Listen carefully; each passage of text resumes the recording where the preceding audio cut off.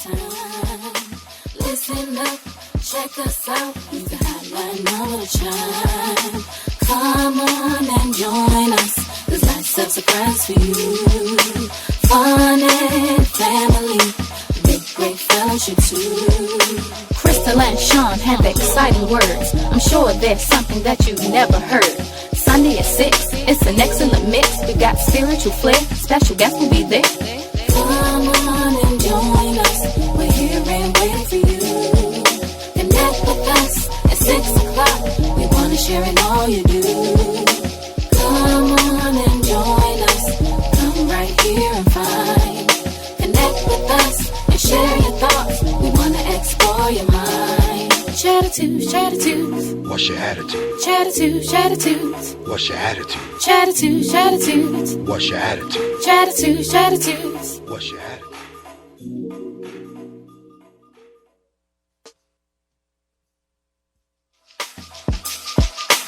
Come on and join us, we're gonna have a good time. Listen up, check us out, use the hotline number to chime. Come on and join us, 'cause life's a surprise for you. Fun and family, big great fellowship too. Crystal and Shawn have exciting words. I'm sure there's something that you've never heard. Sunday at 6, it's an excellent mix. We got spiritual flair, special guests will be there. Come on and join us, we're here and waiting for you. Connect with us at 6 o'clock, we want to share in all you do.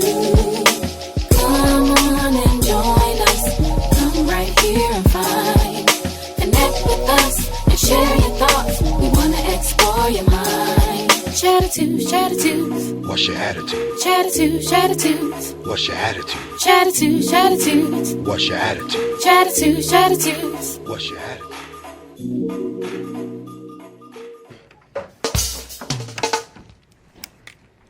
Hello, and welcome to Chattitudes. We are so excited. Yes, our first show, and we just want to say welcome, and we just want to thank all of our family and friends who's been so supportive. Thank you for your prayers and support. Thank you so much. This is our first show, of course, and it's on love and relationships. And before we get started, Crystal and I are going to tell a little bit about ourselves. But before we even do that, let me just say that today's show is being sponsored by Fonville and Associates Financial Services. You can reach them or contact them and get some information on Facebook on their page, or contact Shelby Fonville at 240-346-7430. Thank you so much. So let me give you a little bit of information about myself. As most of you know, my name is Shawn Hawkins. I am a DC native, born and raised in DC Northeast. And I grew up in DC, migrated to Maryland. I work in DC. I have 2 children. I'm a single mom. I have a beautiful grandbaby. She's 1 years old, Callie. Yes, we love her. And I am a realtor licensed in Maryland with Sampson Properties. And I also work for a teachers union. So I have 2 jobs. And also I am a child of God. I attend New Home Baptist Church under the leadership of Pastor Bobby D. Hicks. I am a missionary there, and I also work with other ministries outside of New Home. So I'm pretty busy running around, which is all good. To God be the glory. And we're here as with this new project, Chattitudes. So just to give a little bit of background on how we got started here, I'm actually a domestic violence survivor. And so I was actually here in the studio as a guest on the Mignon show. And so I think she had a part 1, part 2. And so in between both of those shows, Chris and I, we were talking, as we usually do some mornings on the way to work. And she was like, Shawn, I just had got a revelation. I really think we should have our own show, because we have a lot to talk about. We have a lot to share, and there's just a lot that we can offer the community. And I was like, wow, that's amazing, because I was actually thinking the same thing. I had just thought about it maybe like the day or 2 before. So even with us talking about that, I was a little nervous because this is really out of my comfort zone. So I had to go pray about it, which I did because I was very nervous, just very uncomfortable. So I asked God, is this what you would have me to do? Because I don't want to do anything without being out of the will of God. So he gave me a peace about it. And so here I am today. But I am just grateful that he's stretching me, because in stretching me, I'm growing. And I'm just grateful that I'm able to do this with my sister friend, Crystal. All right. Well, thank you, Shawn. But I'm going to tell you right now, this is not out of my comfort zone. I love this. Exactly. I absolutely love this. And what better platform to be here than with my sister, Shawn. I'm going to tell you about how this actually got started. I'm going to tell you all about what Chattitudes actually mean. How did we come up with the name Chattitudes? Yeah. I will tell you this. Chat means an informal conversation. Attitude has everything to do with your way of thinking. See, how we think determines where we go. Our attitude determines our altitude. And I heard that over and over again in school. I did not know what that meant at the time. But as you grow, as you get older, you understand that everything starts with a thought. So I love this quote. Watch your thoughts, because your thoughts become your words. Watch your words, because your words become your actions. Amen. Watch your actions, because your actions become your habits. Watch your habits, because your habits become your character. And watch your character, because your character becomes your destiny. To sum it all up, everything starts with a thought. Amen. If you want to do something bad, it starts with a thought. If you want to do something good, it starts with a thought. Amen. Everything, the Bible says, as a man thinketh, so is he. So it's Amen. very important that we understand what our attitudes are. We understand what our perspective is, because it really does matter. It results in what our behavior is. So that's how the whole idea of Chattitudes came in. I will tell you just a little bit about me. I'm not going to talk about me because this show is really not about us. It's really all about you and your perspective. But I will tell you that I am a minister. For many years, I performed throughout the country as a professional clown, believe it or not. But I'm actually an author. I'm a wife. I'm a mother. And I love life. Amen. I love living life. I get high off of life. Amen. And so we just want to bring a little bit of that to you. So what happens is every single morning, I get so many phone calls. So now I've become a counselor in the morning. So by 6 o'clock, I'm on the phone counseling people. By the time I get to my job, hopefully not on my lunch break, because someone might be looking at my job. So probably on my lunch break, I counsel people. And so on my way home, I counsel people. But what I realize is that we're more alike than we are different. Amen. So all the conversations are kind of the same. It's the same conversations. So this person having this issue, this person having this issue, but they're all the same issue. And so what better way to, instead of having this conversation with this person, so now I don't have to gossip about this person, but all your business is confidential with me. But now I don't have to talk to this person and talk to that person. Now we have a platform right here that everyone Amen. can just come and share all the same things that we're all going through, because if we're not going through it, then we know somebody who's going through it. If you haven't been through it, it's just a matter of time before you go through it. And so every single week, we've methodically planned out what's going to happen. We methodically planned out life issues that people throw at us, that people on the phone throw at us. And so we're just really excited today. And so that's why we're here. Yes. Chattitudes. And Yes, I hope you yes, loved yes. our theme song, because our theme song, which is very interesting, was written and inspired by the Reverend Charlene Jordan from New Home Baptist Church. Thank you, She had a revelation as to Yes. what the theme song would be. I said, we just need a jingle. We need a theme song. So she thought of the words, and so she wrote the words. And then we have a young guy. Because I told you this show is about family, Amen. fun, and fellowship. So the people that we're using people that's close to us. We're using family. We're using a community. So a young guy, Julian Ransom, he actually came up with the beat. And then my daughter, who's not even a professionally trained singer, said that she would sing on the track. So then we have Julian, we have Diamond singing on the track. And then KP Music Production helped us to arrange it. We went into the studio. Our first time in the studio. We've never been in the studio before. Yes. And so then we came up with the theme song. And hopefully you tuned in right at 6 and you heard it. But you'll hear it again at the end. But it's very important, because I just want everyone to understand and to know that this platform is all about you. So we want you all to call in. We want you to dial in. We want you to be a part of the show. Right. It's clean, it's fun. And it's all about your perspective. Yes, we want to hear from you. We want to hear from you. And so, and speaking of which, let me go ahead and give out the hotline number. The number to dial on the hotline is 240-719-2560. Again, 240-719-2560. And we also want you to go on YouTube and go to Box Wave and subscribe. yes, Thank Box you. Wave. Box Wave. And subscribe. Subscribe. And so every week, right? So we've come up with this. So every week we're going to start out with the word of the week. So interestingly enough, so and then so the word of the week this week, and I hadn't shared this with Shawn because I hadn't shared the word of the week. So I was going to use a word from the Webster Dictionary, right? So I was like, oh no, that's just too plain, because I was going to use a word, and I say, let's use the word in a sentence all week. Let's edify ourselves and let's build our vernacular. But no, I didn't go that route. So being from DC, I went to the Urban Dictionary.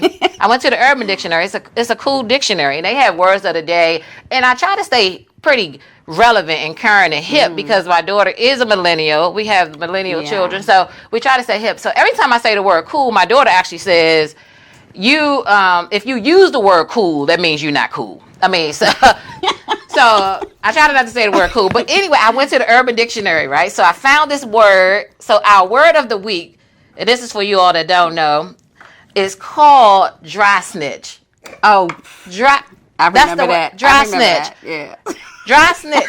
Dry snitch means to indirectly snitch on someone without actually informing on someone. I'm gonna tell you. So when I saw this, I was like, dry snitch. I'm gonna tell you who's the biggest dry snitch ever is my mother. My mother. I love her dearly. And I know she's watching. And she's watching. Yeah. I know she's watching. But she's the biggest dry snitch because what she does is, so she always tells on my daughter. My daughter's staying with her. She always tells on my daughter. So what she does is she'll say, "Oh, I'm so tired today." "Oh, why are you tired?"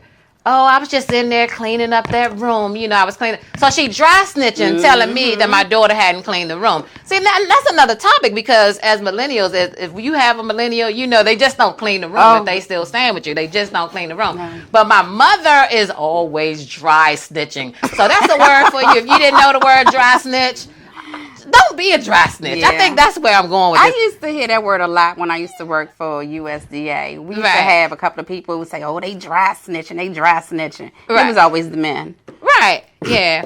And see, it's always the man. Yeah. So, and that's why we have a man actually in the studio with us today. We have a man. His name is Mr. Shawn Harris, and he's going to be actually joining us in a little bit. And I'll introduce him when he actually comes up. And he's in the studio. We're trying to keep him kind of quiet until he comes up. But when he comes up, and we're going to take a short commercial break, but when he comes up, we want you to call in, ask questions. We're going to kind of fire some questions at him, from the man's point of view. Right. And I'm sorry. Yeah, and so one of the things that we want to pose the question to him, not only him, but also you. So please feel free to chime in by calling or even doing, I think there's they can make comments on YouTube. So the question we're going to pose coming back is, what are your thoughts on women proposing to men? That's one of the topics we're going to cover. Mm-hmm. So stay tuned, and we'll be back after this break. Right, because it's a new trend going on. It's a new phenomenon. So we'll see you in a few minutes. Okay.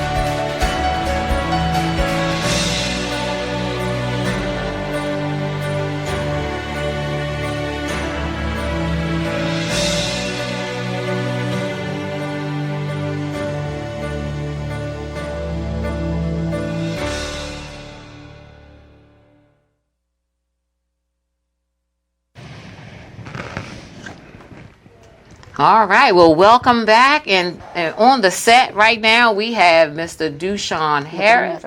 And I would say he's smiling really hard, but he just doesn't even know what's getting ready to happen to him.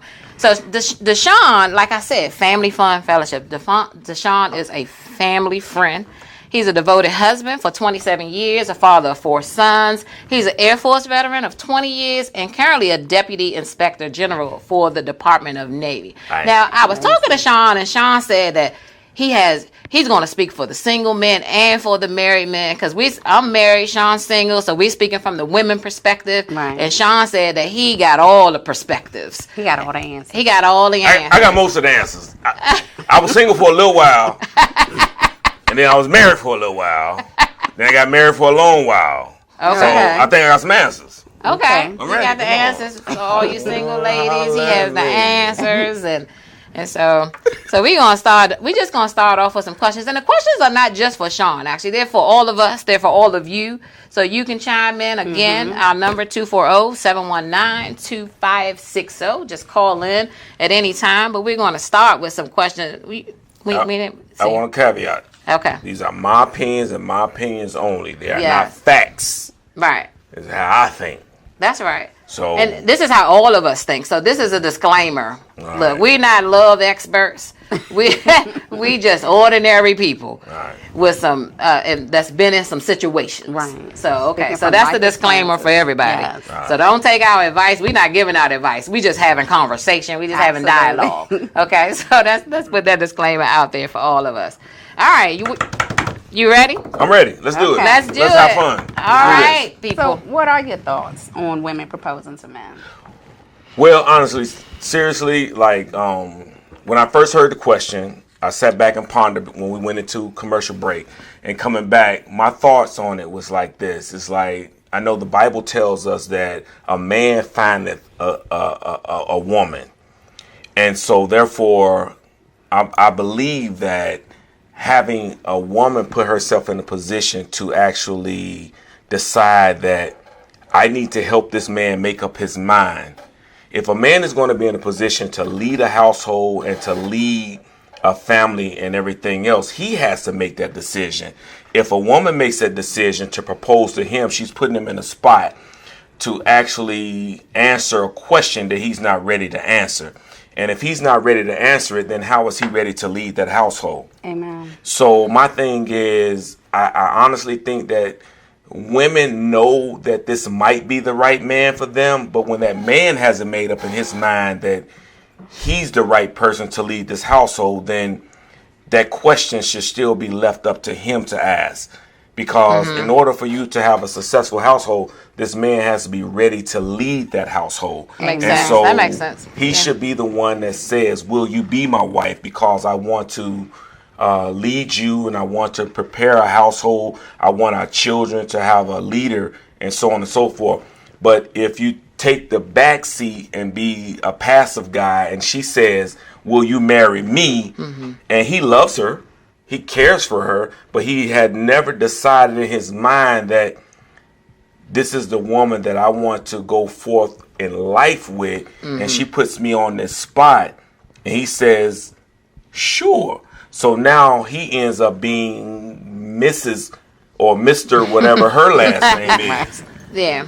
Because she's the one that asked to be married. Right. And that's not basically, biblically, the way it's supposed to go. Out of order. And I mean, it's out of order. It's out of order. So when things become out of order, then you live in an out of order manner. Not saying that it won't work, Right. but you're just living in an out of order manner. Right. true. I was wondering actually how that would even look. So when you propose, I wonder now is because this is a trending thing. So this is happening, right?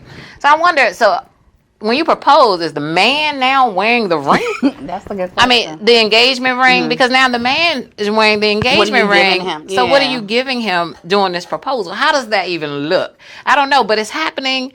And this it's a trending topic. It's really happening. It's So- happening, and people are flipping the script on traditional norms. Traditional norms aren't necessarily bad. Traditional norms are traditional because they've worked over the years. And when we start taking things that have worked over the years and throw them out the window, then start exploring new things. Sometimes new things work. Sometimes they work. Sometimes they do. Sometimes they do. But Yeah. the new thing, will that become a tradition? Because now you start switching roles. And if we're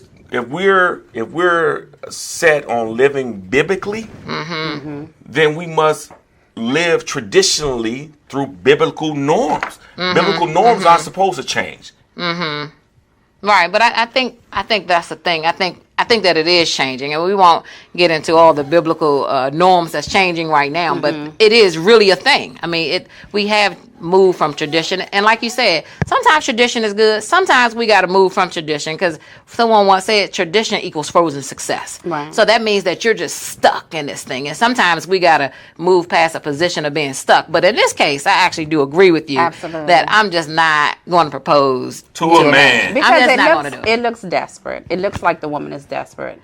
Desperate, and then it looks like she's taking charge and Right. seriously, like when like Steve Harvey talks about the 3 P's, protecting and providing and all those things, you take that away from a man when you decide you're going to be the person that's in charge of this relationship. It's emasculating. It's emasculating. Absolutely. It really is. Okay.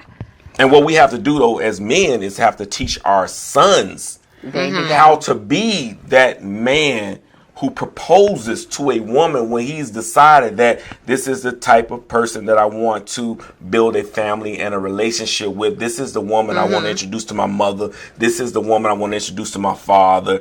This is the woman I want to incorporate into our family. If you don't put that into your son, a sense of family and a sense of relationship, then how do we go forward with this? Right. And there's a lack of that stuff in our community where we're not teaching our sons the importance of being family men, the importance of heritage, the importance of lending our lineage to another family member or another person, regardless of the color and ethnicity. But you have to be prideful in who you are and where you come from, and that you want to lend this to another person, regardless of where they come from. Oh, yeah. You have to teach your sons that stuff. Yeah, that's a good segment into our next question. Hopefully I'll be here.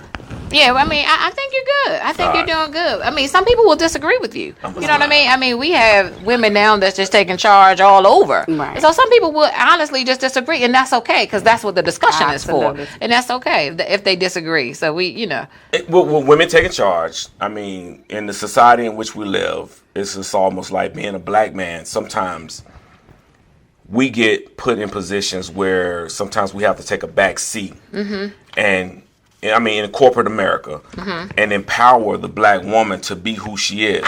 Now, if you're married to an empowered black woman who is a CEO or a director or all this other stuff, how do you, as a black man, accept her success and her position of power? I'm married to a woman like that. And for almost 20 plus years, it's like what I have to do is like realize that that's my woman. She's powerful. She's doing big things. But I'm still the man of this household. Right. And what she does is she acquiesces. She says, yes, you're right. Right. You're the man of this household and you lead. Right. And for several years, my wife earned way more money than me. Right. I think, yeah. And but at the same time, I didn't feel emasculated by that. Right. I felt empowered by it because I Right. had a woman that was able to step in and do the things she had to do. But she said, Right. "You're still the head of this household." Right. And that's reaffirming, and that's what Right. women have Absolutely. to do with their men. Absolutely. Reaffirm I the fact totally that they're agree. the head of the household. No, and I as the agree. head of the household, you make household head decisions. There you Right. go. No, I definitely totally agree. I definitely Yeah. agree. I definitely agree. I think to every woman out there, I would just say this. I'm going to say this as a married woman. And I don't know if you agree, but you, as women, we have to make our men feel needed. Oh, Because absolutely. if we don't make them feel needed, then they feel like they have no real value. And so I think affirmations of our men and encouraging them and telling them that we're proud of them and all of those things are very important. And it doesn't matter how much money a person makes or anything like that. We have to, as women, sort of acquiesce, just like you said, and allow the man to lead. And so I do agree with that. I certainly agree with that. Yeah. But yeah. And as a single woman, I'm divorced, but as a single woman, I definitely agree. You definitely have to encourage your man, in terms of your husband, even if you're dating. But it definitely makes them feel needed, and it makes them feel wanted, and it makes them feel valued. So I think that's important. Yeah. But where are those men right now? Like, where are they? They out there. Where are They out there. I run into them all the time. Because I talk to so many women that's in this position, and men are very intimidated by their woman because they're making more than them, and they feel like they're the lead because they're making more than them. So, where are they? That speaks to, really, if a man feels that way, then they're probably just insecure. They're just insecure. And unless there's a woman, and even if she makes more money, if she doesn't throw it in his face. So it depends on the woman too. Right. She has to be. Yeah, I think it's both. Show that respect. I think it's both. Absolutely. Yeah. What's the next question? Hit me. So the next question is, how long should people date before they get engaged? Engaged. Yeah. Wow. What's your opinion on that? I really don't have an opinion on time frame. Time helps people figure out who's who. All right, so you can figure it out in a short period of time, or it may take you a long period of time, because what I've learned is when people show you who they are, that's who they are. Believe them. And you have to believe them. believe them. Believe them. Absolutely. And you have to figure that out. And sometimes it takes a short period of time. Sometimes it takes a long period of time. And so putting a time frame on how long it takes before you get engaged, that's I don't think it's relevant, or I don't think you can't put a number on it for everybody. No. Yeah, Absolutely you can't put a not. number So on it. you have to figure out what's good for you. But again, within whatever time frame that you're looking at, you have to decide, when this person shows you who they are, believe who they are, because they're showing you. Right. You figure that out in 5 days, or it might take 6 months. So don't put a time frame on your engagement. Figure out who that person is before you decide on how long, or whether or not you're going to be committed to them. Right. There's a lot of women that's been dating these men for a very long time, and they're just basically like, okay, when are you popping the question? When are you popping the question? So at some point, when do we as women kind of walk away and not waste our time on that? Because there's a lot of times that the men are just kind of stringing us along. So from a man's perspective, can you tell us, do you kind of know up front, like, if this is the person, or are you just kind of just like, stringing people along a lot of times, because the women now have not put this in place and put a mandate on you to say, okay, this is where I'm coming from. This is my level of expectation. And so now when you don't meet that level of expectation, then I'm going to move on. So, all right, my perspective on that is like this. Men know when they're dating and in a relationship with females whether or not this is the person that they want. Now, sometimes we have cold feet and we don't know if we want to pop that question or not. Now, you've dated this guy long enough and you understand that this might be the right guy. Now, in his mind, he think you're the right woman. He wants you to be the right woman. And here's where the dilemma comes in. He's got cold feet, and you know that this is the guy, and you know that he's the guy.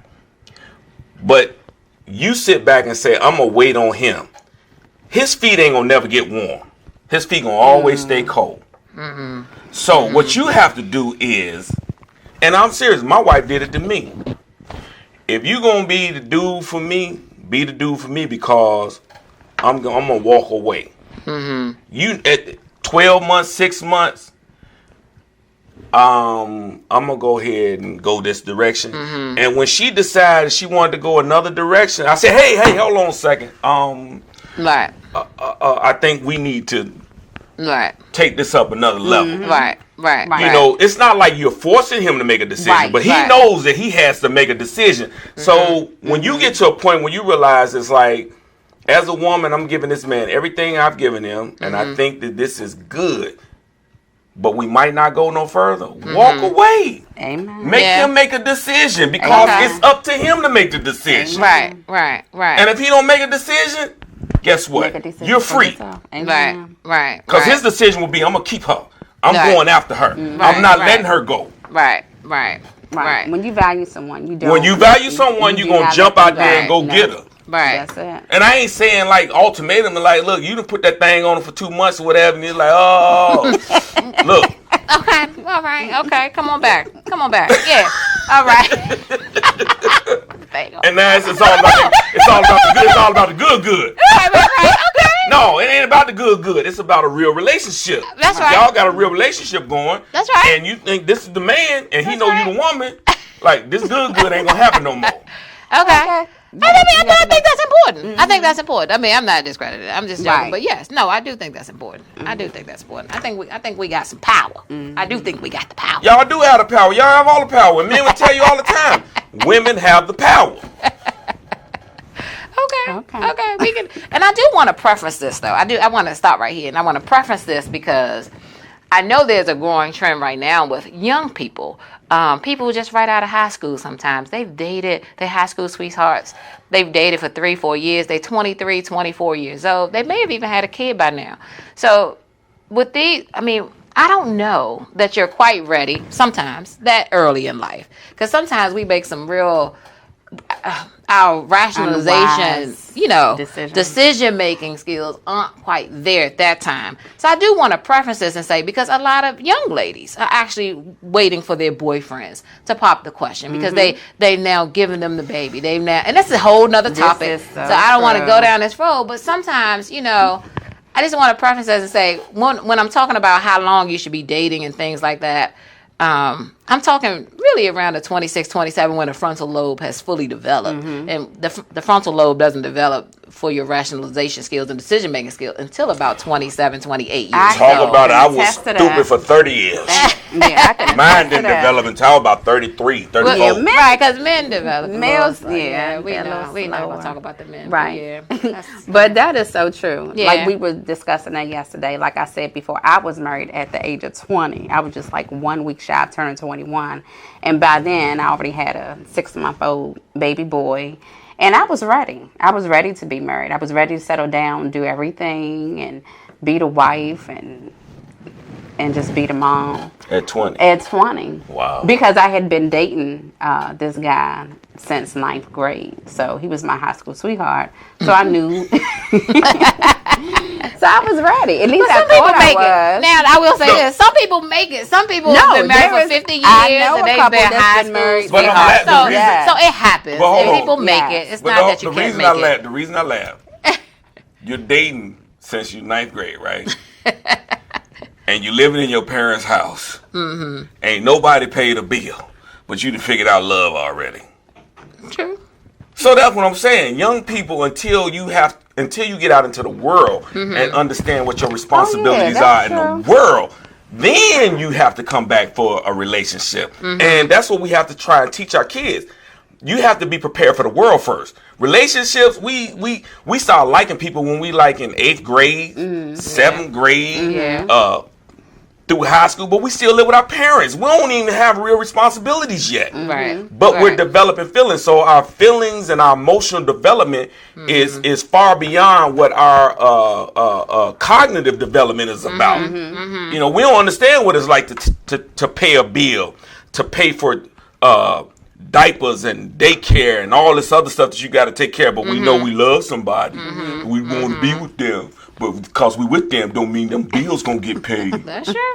That's true. true. So That's that true. we have to be emotionally developed for real relationships first before we can start making these decisions. That's true. But in my case, we were, at the time when I had my son, we were actually on our own. So I had already sort of experienced At what taking care age? of 20. 20 on your own. Yeah. Living here in D.C. Yes, in Southeast D.C. Was y'all Rent successful? was like Y'all was successful? $2.99.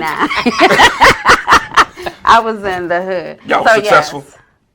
Yes, because we were able to pay the rent, so that was successful. And I had a car note. And I was taking care of my baby. All right. However, yes, I was always responsible. I ain't say No, but I wasn't living at home with the the parents. parents. No, I was not that type. Was it easy or was it hard? I mean, Yeah, of course, when you're young, it's a struggle. But again, we were both working, so we were able to pay the rent. Who ready for that at 20? I mean, back then, this was a long time ago. I was there with you. But I mean, rent was $2.99. You might be older, Shawn. You might be older. Yeah, you might be older than me. But anyway, rent was $2.99 a month, so I was able to afford that. It's rough. I think it was it might have been less than that. But the point is, when we're talking about the whole marriage and ready, so at that time, so I had my son, and did I have my son at the time? Maybe I did. No, I was pregnant. So that's what it was. I was pregnant with my son. And at the time, we weren't living on our own. I was on the wait list to get my apartment. But anyway, so I think I was staying with my mom. Mm-hmm. But anyway, so my boyfriend at the time, we were, it was a Monday morning. I think I was off because I was working in the government. It was my Monday off. And he woke up, he was about to go to work, and he said, we had already established that day I was going to go to Prince George's Courthouse to apply for the marriage license. And by yourself? By myself. And I was going to get the application. Okay. You know, this was old school. Everything was probably on paper, whatever. So I went, the plan was I was going to go to that courthouse and get the application because we were going to get married. And he got up, before he left out, he said to me, don't go to the courthouse and get those papers. And so that said to me, he wasn't ready. Mm-hmm. He didn't want to get married. And so I said, okay, my feelings were hurt, but I noted to self, I would not bring up marriage. Like, I would not bring it up. I would not say, well, when are we going to get married? Because I had that, enough pride and enough dignity. I'm not about to press no man out. Right. And you so, yeah, so we went through, had the baby. So my son had to be at least, I had just had him. He probably wasn't even a month old. Mm-hmm. And then at the time, my boyfriend came to me and said, I'm ready to get married. And so we began to plan the wedding. And so within 5 months. He saw that little boy looking like his image. I thought about that too. That's my baby. Let me go. I need to do right by her, my baby mama. Yeah. Make her your wife. Make her your queen. Man, look, build. That's what we got to do as people. We have to build. We got to quit tearing each other down. And it's like, for real.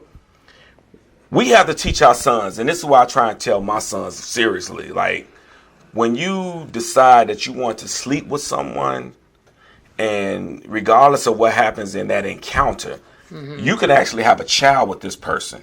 So if you're willing to have a child with this person, you should be willing to share the rest of your life with them. And you have to make that decision when you decide that you want to sleep with them. So these are things we have to teach our sons, and we're not teaching our sons that. Right. Our sons are on their own out here wilding out, figuring it out, the streets with their homies and everything else. And real relationships, I mean, this stuff happens. Right. She ended up liking this thug dude like her, and all of a sudden they done had a kid, but don't nobody know what to do with the baby. They give him the grandma. Because exactly, give him the grandma. Because we hadn't taught our sons the value of what it means to sleep with someone, to actually have a relationship with someone. And it's not just about sex, it's about love, it's about family, it's about building every time you have a relationship with someone. Right. Okay. So let's go into a little lighter side. Yeah, come on, help me out with some light stuff. Let's just say it's almost Valentine's Day, which is why we actually and that's why we actually had this first show on love and relationships, because it's Valentine's Day. To represent Valentine's Day. Right, to represent Valentine's Day. It's love, it's love. Okay, so next question. Do you think are women's expectations for Valentine's Day unrealistic? Is it too high? Are the expectations too high? Yes. Oh, yes. Reason being, your wife is watching it. I know, but your wife is watching. I know she watching. And we just had dinner the other night, a week early. But Valentine's Day. I'm hearing people outside. But Valentine's Day is one of those made-up holidays. There's nothing between New Year's and whatever goes on in March. So it's almost like it's one of them economic holidays where the United States do something out there so we can spend money to boost our economy. Because it's BS. If you love your woman and your woman love you, y'all show that throughout the year. And it's almost like I just gave you some for Christmas. And oh, by the way, we just hung out on New Year's. Now it's February and I gotta show you I love you? Come on, man. Just because it's on the calendar. Nah, it's too much. It's too much. Men, when you're dating though, don't listen to Shawn. I mean, don't listen to him if you're dating the one. No, we got somebody. Is that a hotline? Right, that's the hotline. Call it in. So we'll take that. Let's hit it up. Let's hit it up. Hello. Hello. Yes. Hi, I'm calling in. Come on. Welcome to Chattitudes. Welcome. Who are we speaking with? Who's on the line? This is Tina. Hi, Tina. I know Tina. Hi, Tina. Hi. Tina, do you have some words for Shawn? Yes, I do. Oh. Deshawn, not Deshawn. Which one? Holla at me. Who? Me or her? I have some words for the gentleman that's on the For panel. the gentleman. The Right. gentleman. The gentleman That's on me. it. Come For on. the gentleman. Holla at me. Gentleman, yes. Now, you know women love Valentine's Day. What'd she say? Women Women love love Valentine's Valentine's Day. We getting some feedback. Is this something that she could do with her phone? Or is she on speakerphone? We getting feedback? I'm listening. Come Okay. on. Come on. Okay. Women Can love you that. hear me now? I took it off speakerphone. Okay. Yeah. Well, come on. You sound like Medea on the phone right now. That February 14th, women love Valentine's Day. Got it. Regardless if you give us something throughout the year, that is our... Okay, so I understand people, say Valentine's Day is a man-made holiday. But that's a holiday for women. We love to be pampered. We love to show this love for us by bringing us flowers, candy. That's our day. Don't take it from me. I'm not trying to take it from you, baby, but I said, did you forget what I did for you on Christmas? That doesn't matter. Huh? What have you done for me lately? I think as women, we look, what have you done for me lately? Christmas was Christmas. Okay. Valentine's Day come up. Now, I put it to you this way. Every woman is different, and every man is different. Now, in your relationship, if your man knows that you love Valentine's Day, I'll put it this way. Because my wife, she like me. She like, it's just a date. But if my wife loves Valentine's Day, I'm going to make sure I cut back on Christmas and hook her up on Valentine's Day. I promise you that one. Terrible. Am I doing wrong? You're wrong, brother. I'm wrong? You're wrong. Come on now. You gonna being cut real back? cheap. I That's mean, being you real know cheap. what? You were doing good up until you was Up until cutting that. back Mhm. on Christmas. Like you were doing good up until the cutback. I mean, I'm just saying. Okay, because y'all, okay, hold on. What's my caller name again? Tina. Tina. Yes. Okay. If I do good by you on Christmas, and then we go out and have a good time on New Year's, and I know you love Valentine's Day, what you doing for me on Valentine's Day? Oh, I'm gonna give you something too. What? What you giving me? Well, we can go out to dinner. You paying? You paying for it? Flowers. No. You paying for it? Hold on, you paying for it? Yes, I can pay for it too. So that's a date, and your man just gotta be there, right? Yes. We can do that. We always available on Valentine's Day. But Not you have to everybody. show up with something. Right. Man, look, what you want? What you want after you done paid for dinner? Is he getting somewhere? Right. We going home. What you getting on Valentine's? I mean, you paying for dinner. What you want? I want flowers, Got it. candy. Got it. Maybe you can cook dinner. Huh? Maybe we don't have to go. Did she now I gotta pay for dinner? She flipped the script on me? Yeah, I mean, No. I don't see why you can't. I just think you should do it all. That's just me. Oh, do it all? But hold on. But you hit on some key points. Thank you, Tina. We Thank you. appreciate you calling in. Thank you so Okay. much. But you Bye. you touched on some key points. Bye, Tina. We love you. You touched on some key points. Here's the key point. Highlight them for me. Help me out. The love languages. Love So you language. said something key. So you said if the woman loves that, then the man should definitely do that. And so that goes into understanding what your love language is. So everybody's love language is different. Right. And so the 5 love languages, and we can just kind of talk about them. Words of affirmation, that means that some people love words to help build them. So I say, you doing a great job, honey. So that's my love language. And when I say that to you, then that means that you love me, right? And I understand what you're talking about. Right. And so another one is gifts. And so just like you just said, if the woman loves gifts, right? So if her love language is gifts, then you should provide her with gifts, because that to the woman says that you love me. And then the other one is acts of service. And this is the one that's my love language, actually. Doing those small things. Cooking a meal. That means so much. Taking out the trash. That means so much to me. The other day, I pulled up and my husband came downstairs and he had the door open for me. That, you know what? That signified to me, because this is my love language style right here. This is my preference. Act of service. When you're doing stuff, when you're doing those little things, that means a lot to me. The other one is quality time. You know, some people just love to, if you doing quality time with me and all of these things, so that's their love language. And the last one is physical touch. Some people like to hold hands. Some people like to keep rubbing, keep touching. You don't really have to keep holding my hand or touching me. That's not my love language. But what I say, that's very important. It's very important because when you know your person's love language, you should make sure that you act in those love languages for that person. Amen. And so a lot of times what happens is, the man, your love language may be one thing, my love language may be another thing, but what ends up happening in marriages, a lot of times, that person acts in their love language because that is what works for them. Right. But it's very important when you love someone to understand what their love language is and what their personality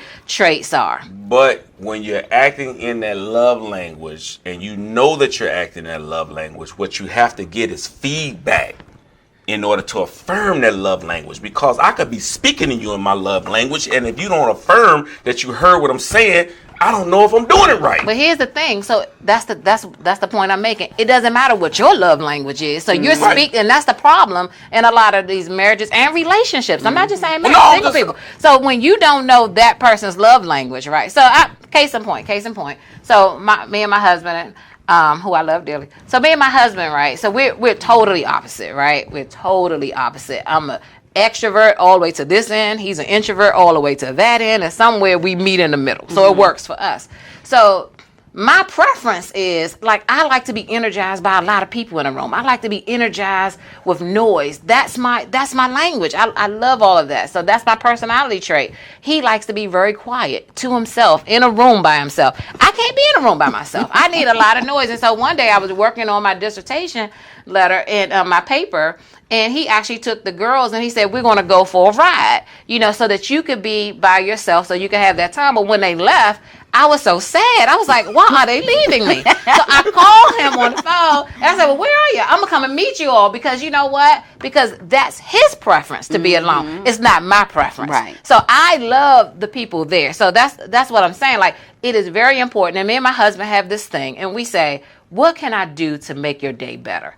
We wake up in the morning, we say it, and if we don't say it, it's inferred. What can I do to make your day better? It's a selfless act. It's, so I'm not really focused on me. I'm focused on him. And he's not really focused on him. Now he's focused on me. And so when you know what my love language is, now you got to operate in my love language. And now I got to understand what yours is. But a lot of times people don't understand what they are. And so what happens is they begin to operate in their own love language. And then to them, it just get all mixed up in between. Okay. So, do you know what your wife's love language is? Me? Yeah. So, besides you? No. See? And so that's something that you all can talk about. It's something that you can talk about. I'm going to talk to her tonight about it. Outside of me, what's your love language? Right. And that's very important. And you know what I found, though? People that's been married for many years don't know what the other person's love language is. Oh, my bad. I know what her love language is. It's Spanish. I say, Hala Español, I love you, sweetheart. That's my This one. That one. Yeah. Okay. Did you just start speaking in Spanish? I did.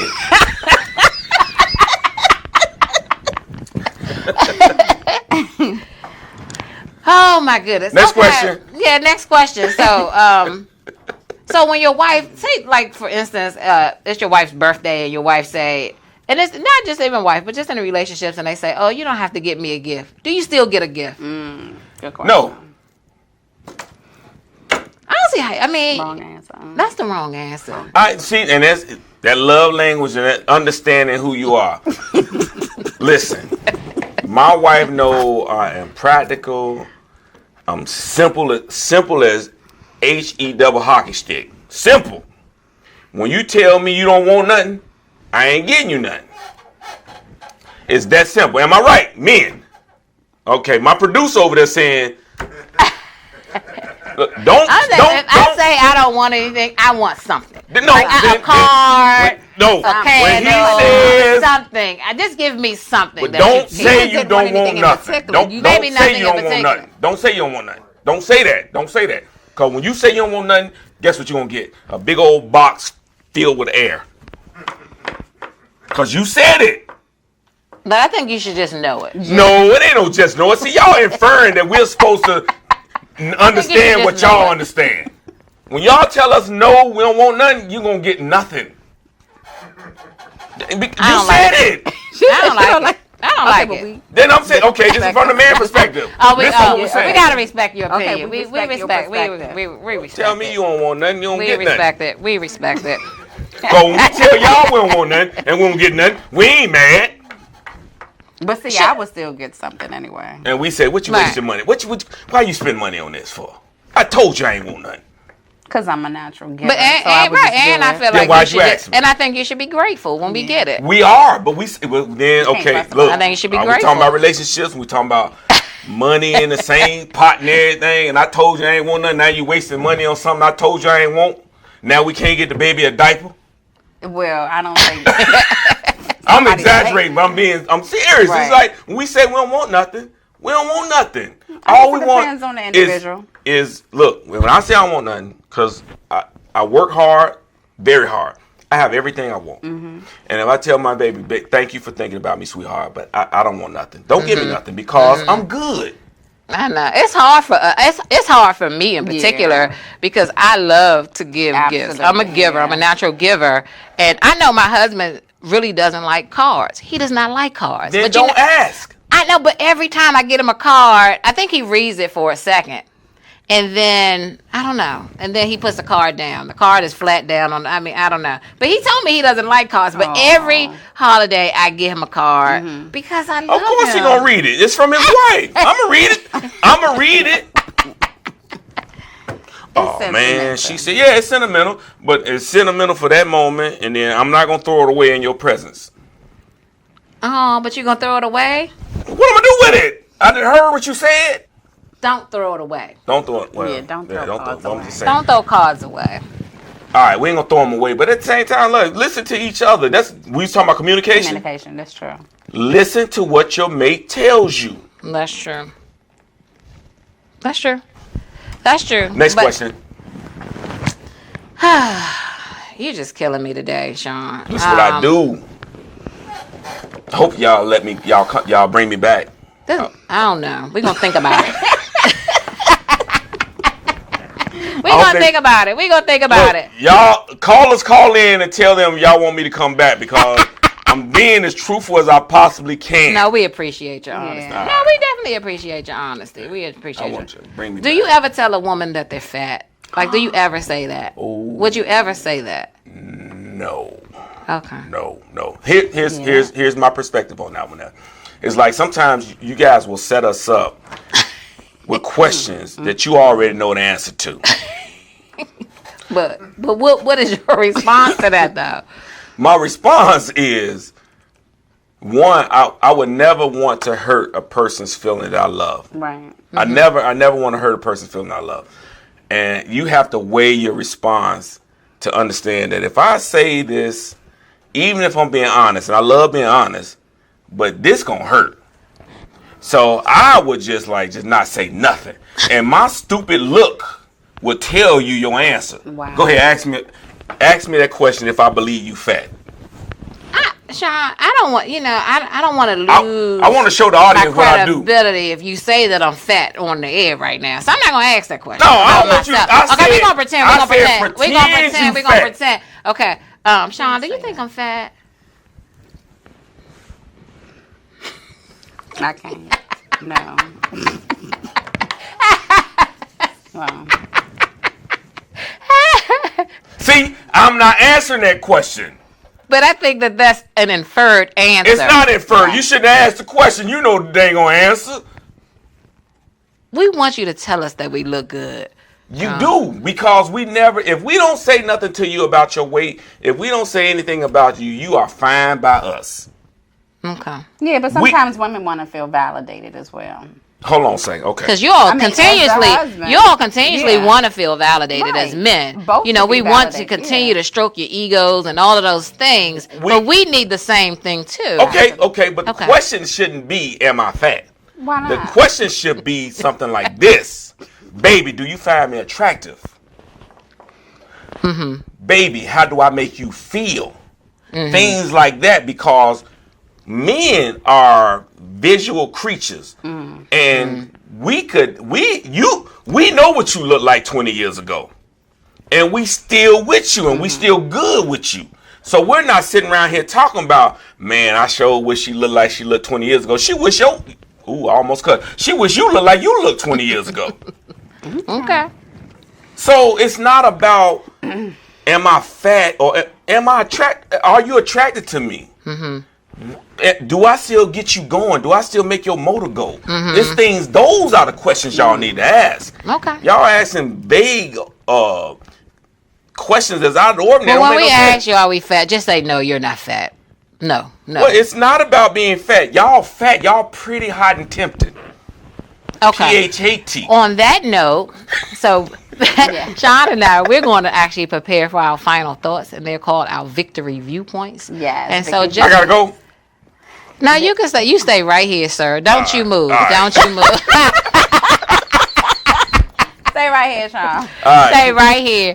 We're going to come back in a few minutes, and we actually have our family here. They are our support system, and we want to really just introduce you to our family. Next week, we have a very dynamic subject, teen domestic violence. This is Teen Domestic Violence Awareness Month, and we do actually have a survivor here of teen domestic violence. You want to hear her story. It's very interesting. It's very powerful. She is a survivor of a attempted murder-suicide. So you definitely want to tune in next week. You definitely want to tune in next week for that. Yeah. But don't go anywhere. Don't go anywhere. We're going to be back in 2 minutes. We want to introduce you to our family. This is very important to us, and we're just so happy that you're here with us today, and we're excited. Thank you so much. Give us 2 minutes, and we'll be right back with you. Don't go anywhere. If you go somewhere, come right back. All right. See ya. We did good?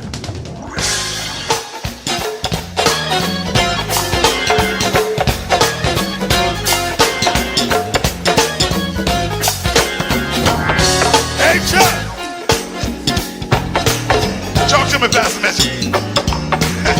I don't know about you, but I've had all kinds of friends in my life. I think I've been right down that road with you. Yeah, I had some so-called friends. Yes. When trouble came, they went the other way. Tell me about it.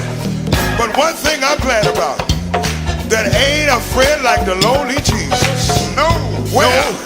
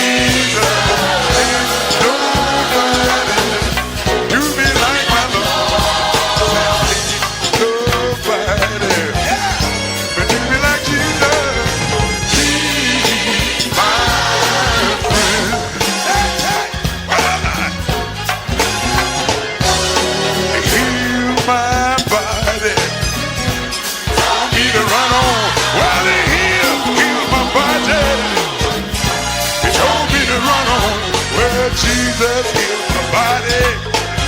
Well, he told me to run on. Jesus is my friend. Well,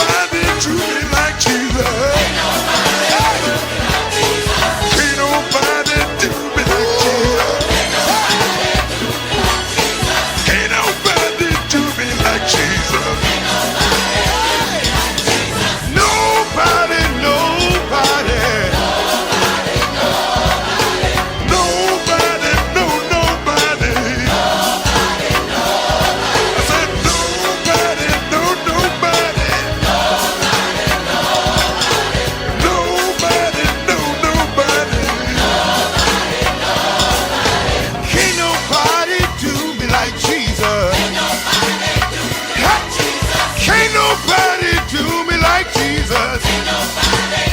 Hey, can't nobody do me like Jesus. Can't nobody do me like Jesus. Nobody, nobody, yeah.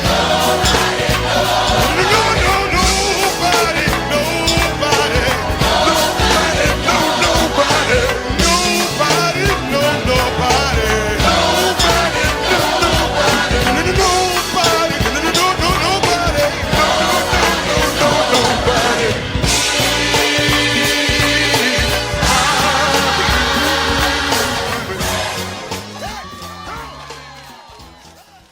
Welcome back. Now we're here and we're going to have our victory viewpoints before we end the show. So thanks again. I just wanted to give a few words of encouragement. Love is not measured by whether we receive gifts from our significant others on Valentine's Day. Whether we're single, in a relationship, or married, we owe it to ourselves to love ourselves first, to learn how to love ourselves. And we do that by understanding and receiving the love of God. Then and only then can we learn how to love anyone else purely, unselfishly, fully, and freely. So this Valentine's Day weekend, go love on yourself, love on your family, love on your friends. And I just want to let you know that I love you, we love you, and God loves you more. Mm-hmm. The Bible says, and now these three remain, faith, hope, and love. Amen. But the greatest of these is love. We say good night to you guys, and we're going to look at our families, and we're going to walk over to our family as our family wave goodbye. All right. Family. Thank you. It's our family in the studio with us today. This is Mom, and this is daughters, and this is my husband. Thank you guys. See you next week. Come on and join us. We're gonna have a good time. Listen up, check us out. We've the hotline number to shine. Come on and join us. There's lots of surprise for you. Fun and family, with great fellowship too. Crystal and Shawn have exciting words. I'm sure there's something that you've never heard. Sunday at 6, it's an excellent mix. We got spiritual flair, special guests will be there. Come on and join us. We're here and waiting for you. Connect with us at 6 o'clock. We want to share in all you do. Come on and join us. Come right here and find. Connect with us and share your thoughts. We want to explore your mind. Chattitudes, Chattitudes. What's your attitude? Chattitudes, Chattitudes. What's your attitude? Chattitudes, Chattitudes. What's your attitude? Chattitudes, Chattitudes. What's your attitude?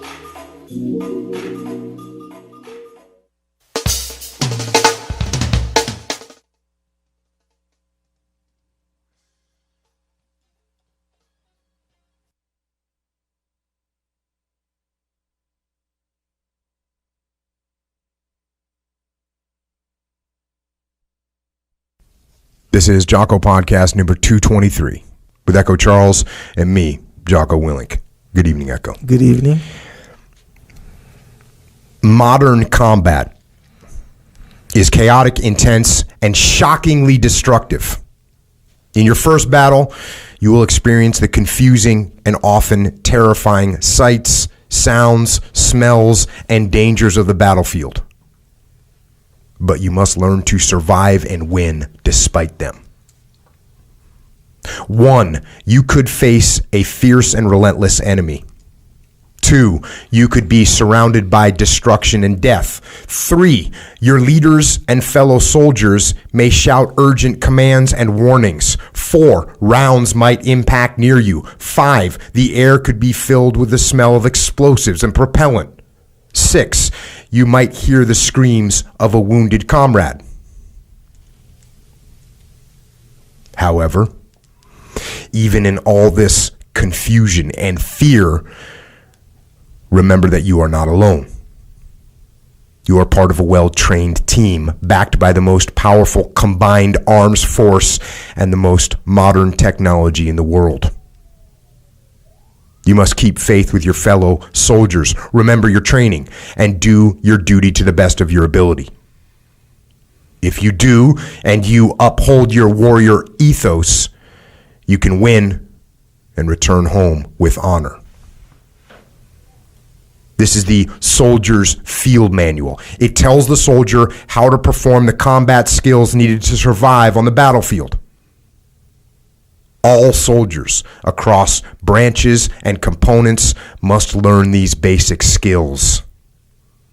Non-commissioned officers must ensure that their soldiers receive training on and know these vital combat skills.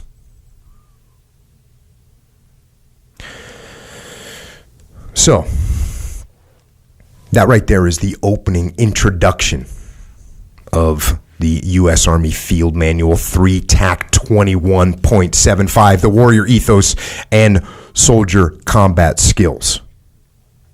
And after that intro, the field manual itself is just filled with these skills, vast skills that are the backbone of being a good soldier. Things like this, things like combat casualty care and casualty evacuation, how to work in the desert, in the jungle, in Arctic conditions, how to use cover, concealment, and camouflage, how to prepare fighting positions in urban environments, fighting positions in rural environments, immediate actions, fire and movement on foot, and fire and movement in vehicles.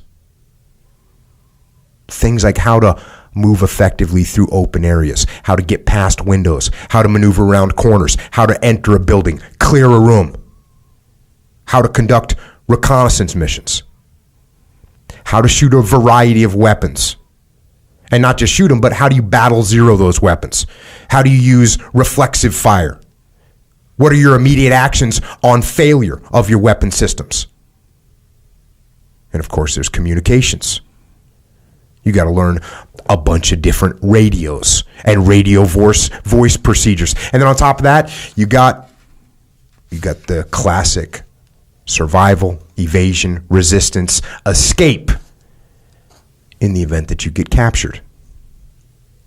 What about chemical, biological, and radiological weapons? How do you face those? What are the decontamination and treatment procedures for all those? What about mines? What about demolitions? What about breaching procedures? What about IEDs? How do you identify them? How do you find them? How do you disarm or destroy them? Those are some of the things you need to learn. And on top of all that, what about your Army values? What about the law of land warfare? The code of conduct? The soldier's creed and the warrior ethos? This manual is packed. And that is a lot to learn. It's a lot to track. And quite frankly, what that manual covers is the basics. The fundamentals. That's like the starting point, because there are countless skills beyond those fundamentals. And the longer that a soldier stays on task, the longer he stays operational, the more proficient he becomes at those fundamental skills, and then moves on to advanced skills that have tighter standards and more detail and more modalities. And one thing about being a soldier is you never master it.